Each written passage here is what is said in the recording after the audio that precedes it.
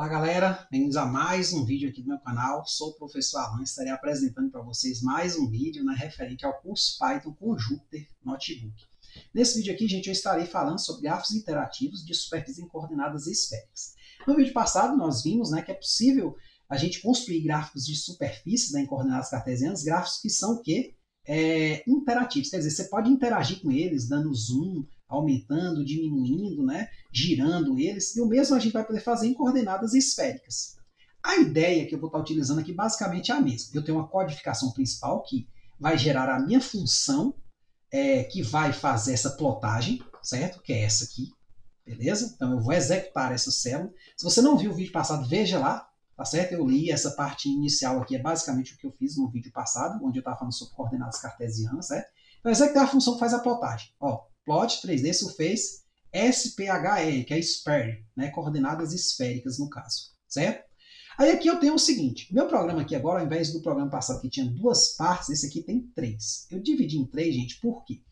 Porque uma superfície em coordenada esférica, ela normalmente é mais complicada de escrever do que em coordenadas cartesianas, que é as coordenadas mais comuns para nós. Por exemplo, quando eu vou fazer um paraboloide, um plano em coordenada cartesiana aqui no meu programa, basta eu botar essa lista e botar a string referente a cada função aqui separada por vírgula. Então aqui está o paraboloide e aqui está o plano.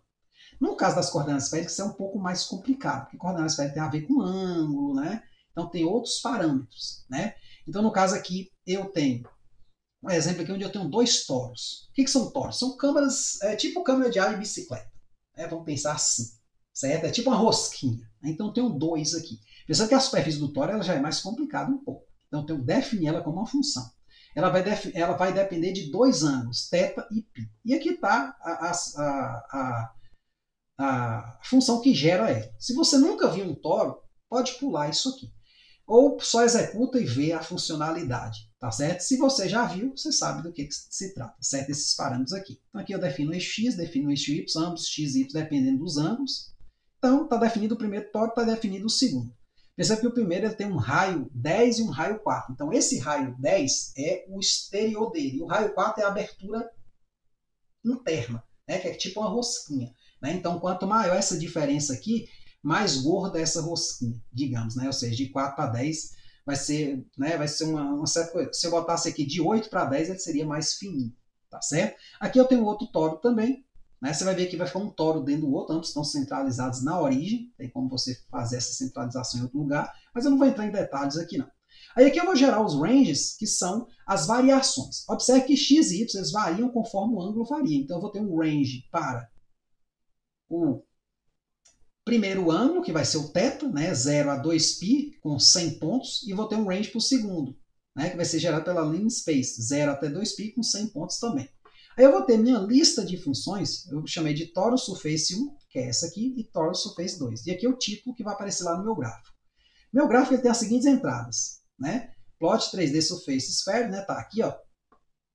Ele vai ter uma primeira lista, depois o range 1, o range 2 e os títulos, Então tá aqui, ó, exibido aqui um resumo dele, certo? Vamos pegar aqui um exemplo para a gente entender. Então nesse caso aqui, ó, eu gerei as superfícies esféricas, certo? As funções delas, vou ter que executar. Agora, para eu chamar elas, é o quê? Plot 3D surface sphere, aí vem a lista, o range 1, o range 2 e os títulos, ó.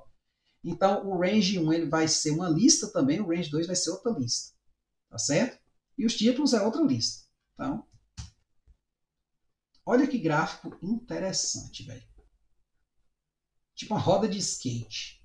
Fiz aqui uma roda de skate, ó. Aí você pode dar zoom, entrar dentro dele. É só ir mexendo com o mouse aí, brincando, que você vai ver. Tá certo? Então, é algo, assim, bastante interessante. Claro, você pode brincar que configura. Pô, o que é o toro, Vamos botar aqui, por exemplo, 30. Talvez não dê para perceber muito, aqui, mas, por exemplo, se eu botasse aqui 10. Ah, tá. Não deu para perceber, eu sei por quê. Porque eu só compilei as funções, mas não compilei aqui, ó. Pronto, agora dá. Então, ó, meu toro mudou, ó. O 30, perceba que o distanciamento agora, para o 30 ficou bem maior. Tá certo?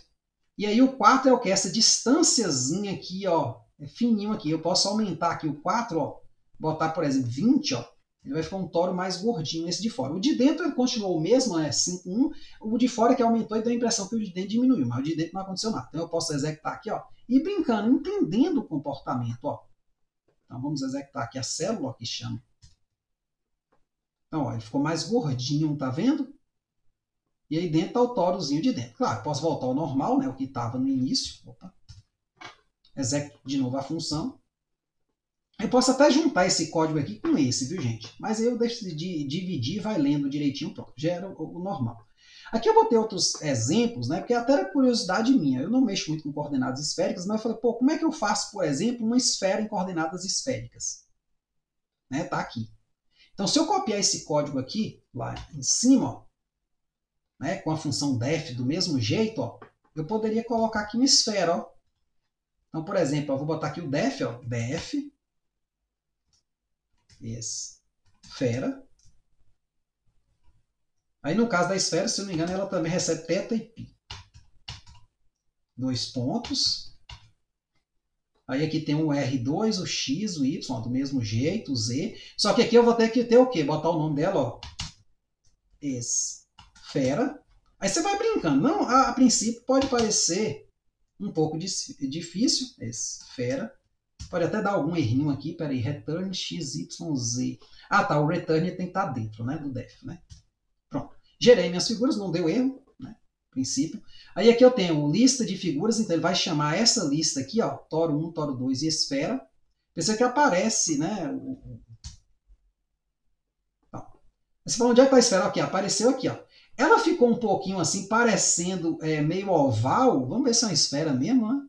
É uma esfera mesmo, porque se eu ajustar aqui, multiplicar alguma coisa aqui, o R aqui e tal, aí ele ficaria.